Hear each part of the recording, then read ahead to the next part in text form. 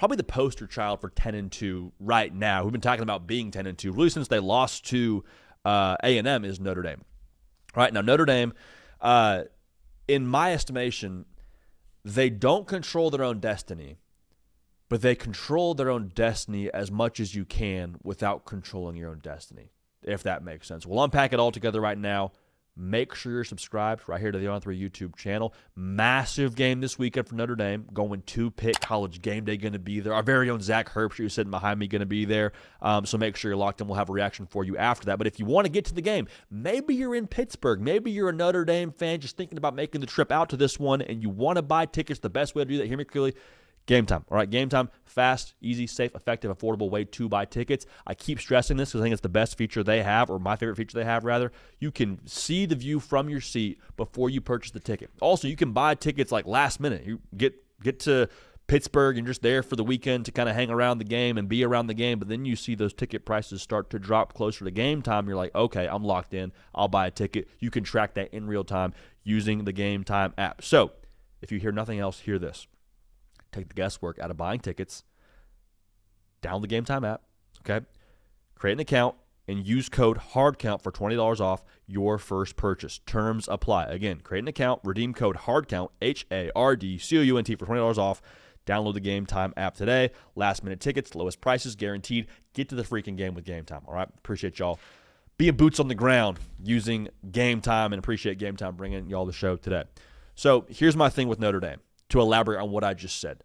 Not controlling destiny, but control destiny as much as you can without actually having two hands on the wheel there. They're ranked at 9 in those second playoff rankings, rather. Reason why that's important. If you're any lower than 10, you're probably not getting into the college football playoff because one of those spots will go to the highest ranked G5 champ, and then probably the ACC will have a spot in there as well. So the cutoff is probably 10. Notre Dame was at 9 in those most recent rankings. So you have a spot cushion between you and the death zone. The reason why that's important, if we were talking about Notre Dame trying to claw their way back into these rankings or claw their way into the top 10, there's not as much meat on the bone to do that. But the committee's already saying, hey, we think Notre Dame's pretty good. All you got to do, Notre Dame, again, hypothetically speaking here, is handle your business in an impressive enough fashion to make us not change our opinion on you. Now, you just got gifted this Pitt game, dude. Notre Dame fans, I know you see where I'm coming from. Not to knock Pitt, but like Pitt being ranked, if Notre Dame goes out there and blows the doors off of everybody, I think it's going to be hard to leave them out. Now, the beauty contest stuff I just mentioned with Oklahoma and their chances to impress the committee, and Texas to jump you in the committee, like that makes me a little bit nervous. There's a lot that should scare you if you're Notre Dame here. To go back to the not controlling your own destiny side of things. What I just said, Texas beating Georgia and A&M, they would jump you. Now, I don't know if they jump you to the point where you get bumped out, but also, guess what? That creates 10-2 Georgia. 10-2 Georgia probably holds the resume advantage over Notre Dame. Oklahoma, if they beat Alabama, Alabama falls to 10-2. Oklahoma's at 10-2. That makes me more nervous. Miami having the head-to-head, too, with them being at 15, makes you nervous. The Big 12, what do you get two teams in from there? BYU and Texas Tech. Pick one of those teams. One's a one-loss conference champion. One's a team that has one loss in the regular season. Conference champion, runner-up. Like, there's a lot here that would make me nervous. But here's my thing.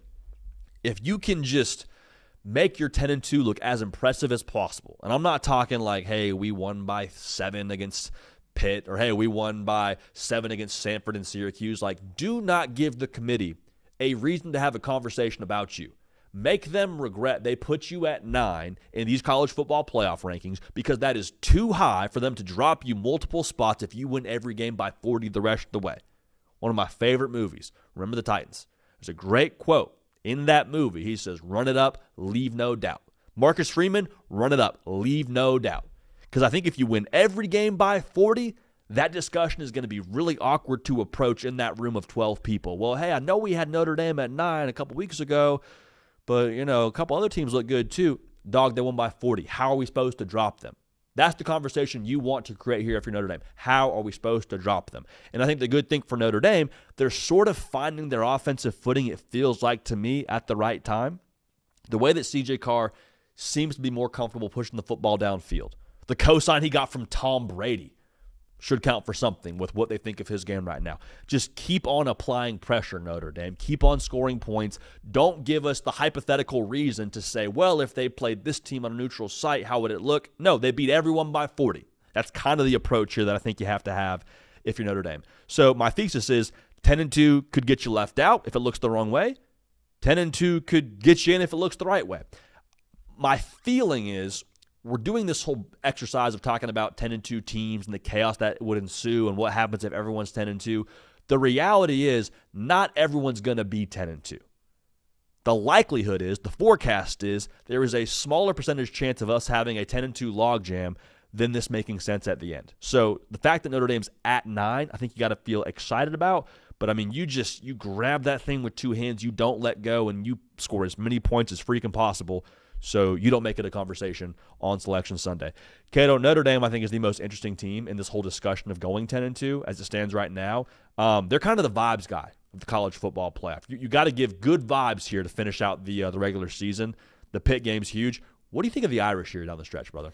Yeah, first I want to say I had the take earlier in the year that this is the most fun team to root for because you have to, as a result of them starting off the year 0-2, root for a bunch of chaos and upsets and teams losing. That's been epitomized by like what we have in store for the rest of the season and where it stands with Notre Dame. If you're a Notre Dame fan, you are actively rooting against Texas and Oklahoma. Like you have to have those teams lose because the committee has already said, hey, like as it stands right now, we think you're better than these two teams. We have you at 9, then we have them at 10 and 11. Wins this weekend, though, I think jump them. I think if Texas gets a win over Georgia, I think they jump Notre Dame. Same with Oklahoma. I think Oklahoma, if they beat Alabama, that gives them room to jump. But outside of that, I don't see many teams behind Notre Dame in the rankings that will have the opportunity to do that. Like if BYU gets a win over a ranked Cincinnati team here in 2 weeks, I don't think that's enough to jump Notre Dame. And I think, again, that's the committee saying that already by having a 2-loss Notre Dame ahead of a 1-loss BYU. Utah, same thing. You already have 2 losses. They don't think you're better than Notre Dame. Vanderbilt, they don't think that either, clearly, because they have them still. Notre Dame's ahead of Vanderbilt despite them both having 2 losses. And then after that's a Miami who you won your head-to-head with. So they're right now, like Notre Dame fans, of course, take care of your business this weekend against Pitt. But Texas and Oklahoma, I think, are the top teams to watch, man, and you want to root on their downfall bad because, like you mentioned, any of those teams win this weekend, not only do they potentially jump you in the rankings, but teams ahead of you in the rankings as well will drop down to 2 losses, and now you're getting compared to those teams. I think Notre Dame has a case against any 10-2 team that could possibly exist out of this field of teams at the top, except for SEC teams. Just because these SEC teams, their losses are probably on par, if not better, than what you're working with the A&M and Miami loss.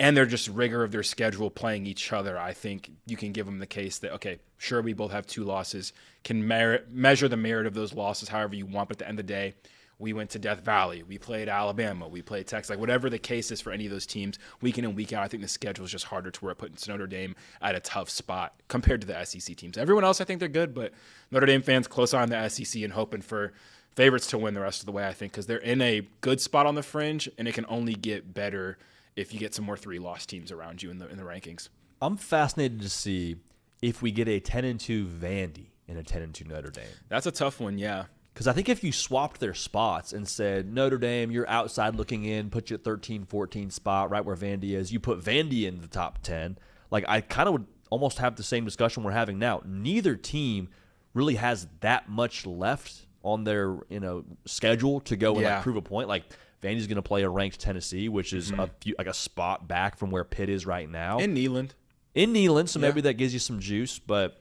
yeah, it's the fact they're at 9 right now makes it so interesting. If they were trying to claw into that top 10, I'd be like, I don't know. I don't feel great, Notre Dame. But the fact that you're already top 10 right now, I don't know.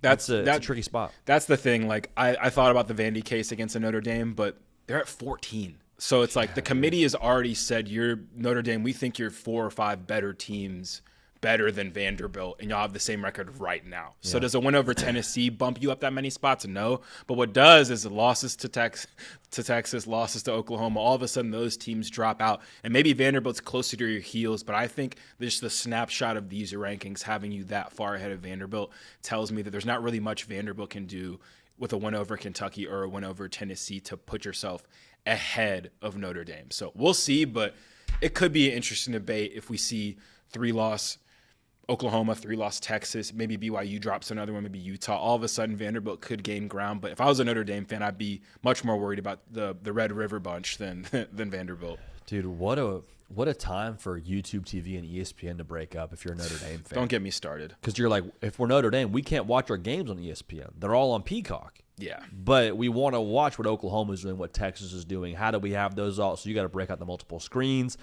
Hoping that those two can get things right here in the future for all of us college football fans, but especially Notre Dame fans are like, gosh, dang it. Yeah, Notre Dame's trying to watch every 2-loss team play at the same time along with their Fighting Irish, So let's help them out. If not just the greater good, we have 3 weeks, man. Can we figure this out? Because once the playoff hits, we're not going to even need the 4-box.